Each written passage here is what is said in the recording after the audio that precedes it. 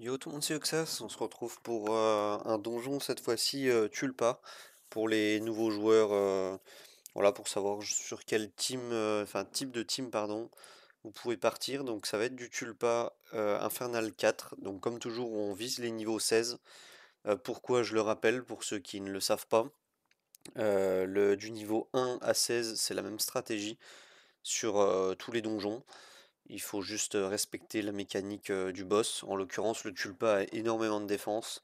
Donc sa mécanique, entre guillemets, c'est de percer sa défense via certains héros qu'on va voir juste après. Et également, le Tulpa contre-attaque et fait extrêmement mal lorsqu'il a sa barre de rage pleine. Donc on va voir aussi comment contrer ça. Voilà, ça va être de l'Infernal 4. À partir de l'Infernal 5, vous voyez qu'il y a les stuffs en plus élémentaires. Et ces stuffs-là permettent donc de s'optimiser encore plus, mais le donjon devient radicalement plus compliqué.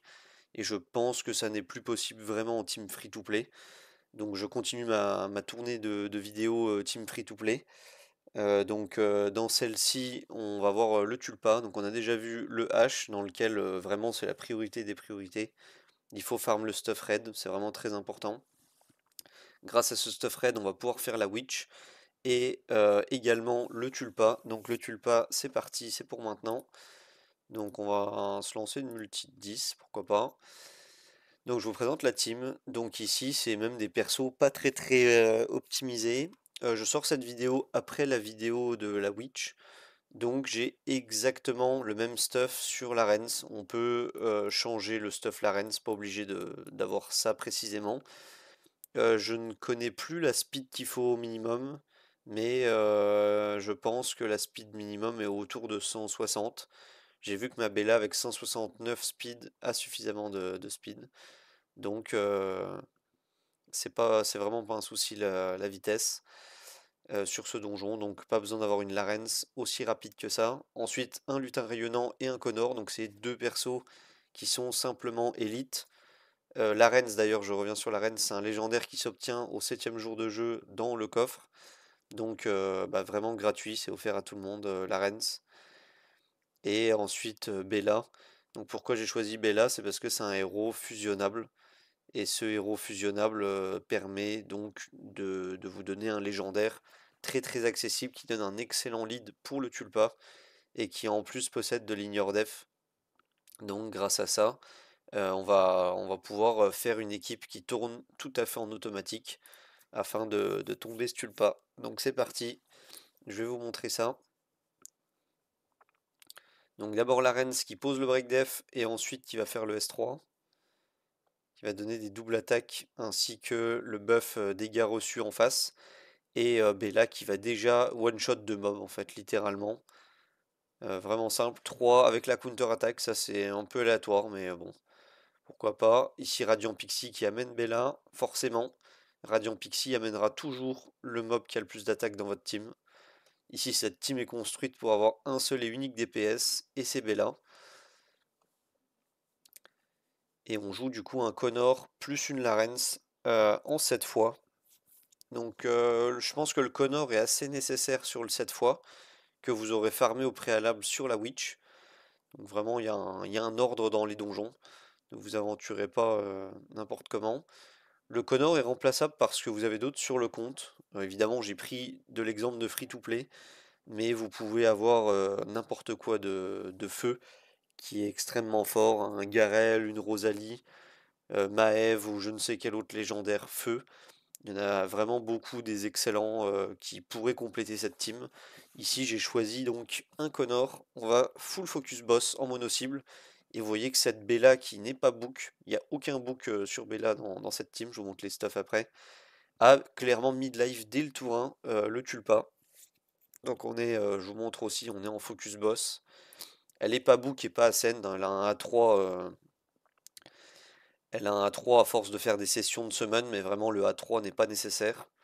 Éventuellement le A1 si vous manquez de dégâts, mais comme vous allez voir, c'est vraiment pas un problème les dégâts. L'ignore def de Bella est vraiment incroyable. Regardez les dégâts.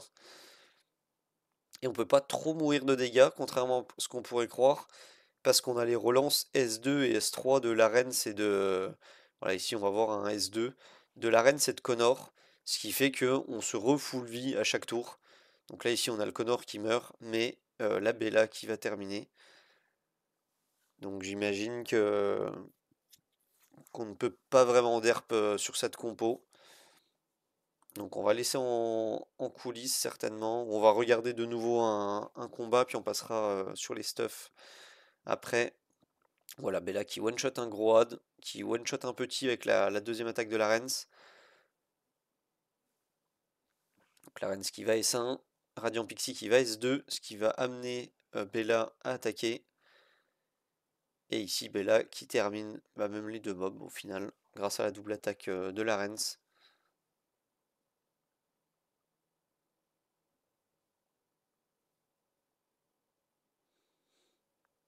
La Bella qui va contre-attaquer mais qui ne tue pas. Si, ça y est, elle avait deux contre-attaques.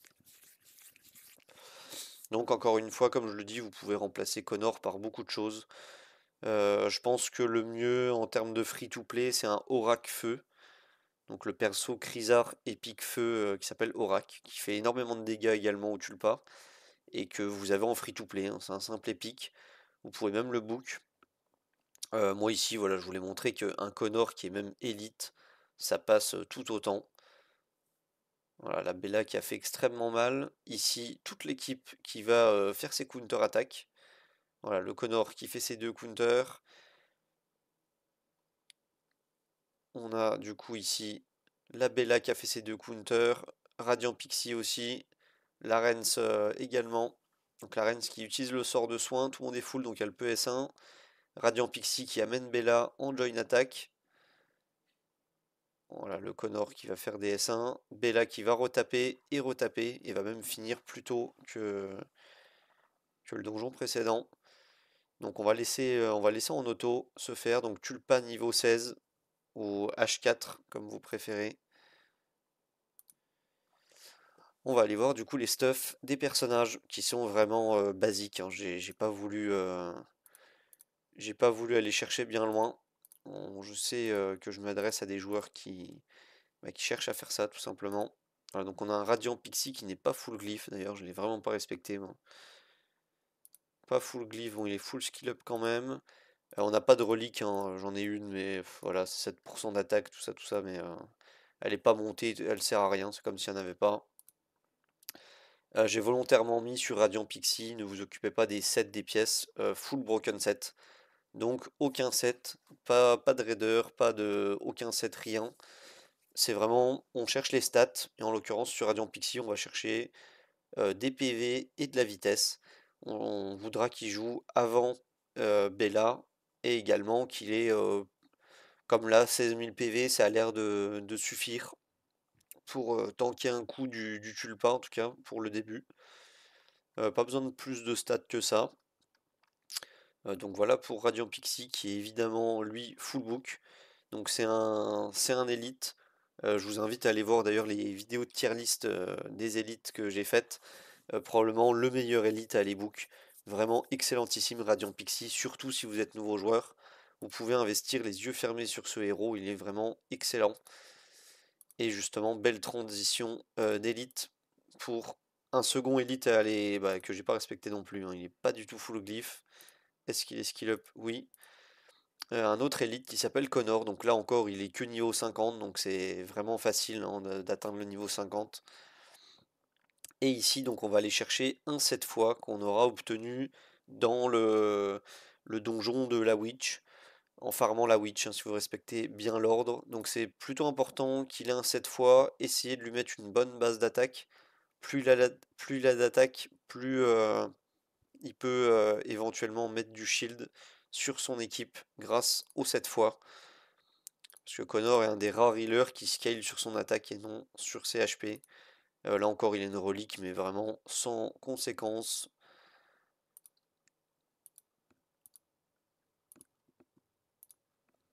Et j'ai un Connor du coup qui est évidemment full book, hein. Là encore, c'est des books élite. Très honnêtement, vous avez 5 persos à book élite qui sont vraiment des incontournables.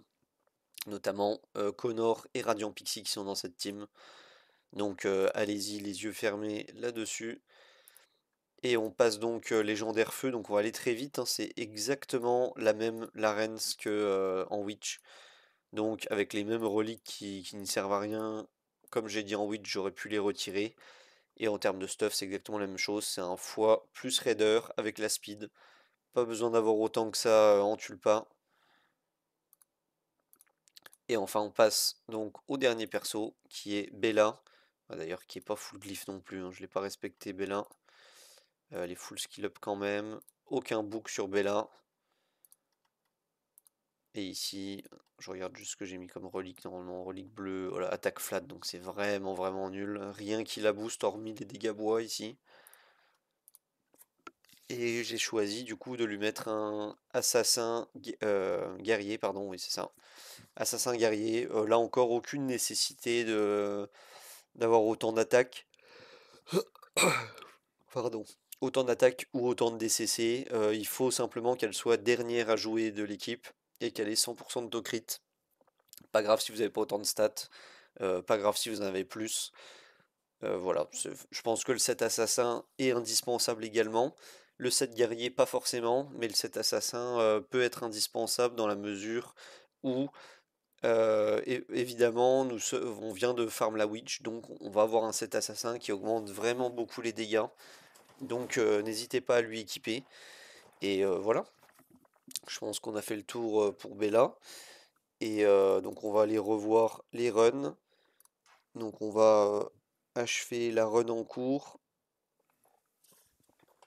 Et on actera ça comme une compo free-to-play qui fonctionne pour du tulpa. Donc ça fait plaisir. Surtout pour les nouveaux joueurs qui savent pas forcément sur quel perso investir. La Radiant Pixie qui est S3. Connor qui va S2 en automatique. Il fait son S3 seulement quand tout le monde a perdu. Enfin, du moins, beaucoup de monde a perdu de la vie. Voilà, Bella qui a fait une barre de vie cette fois-ci. Et Connor qui est sous break df2, donc qui va subir la contre-attaque sous break df2, donc ça va faire mal. Mais il y avait énormément de shield, donc ça s'est pas vu, avec les deux cette fois des deux héros.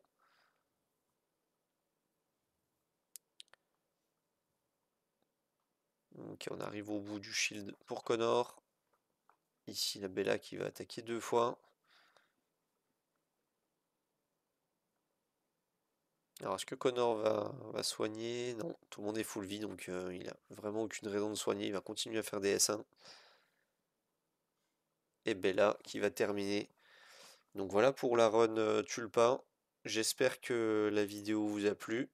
Je vous souhaite bon jeu et à plus.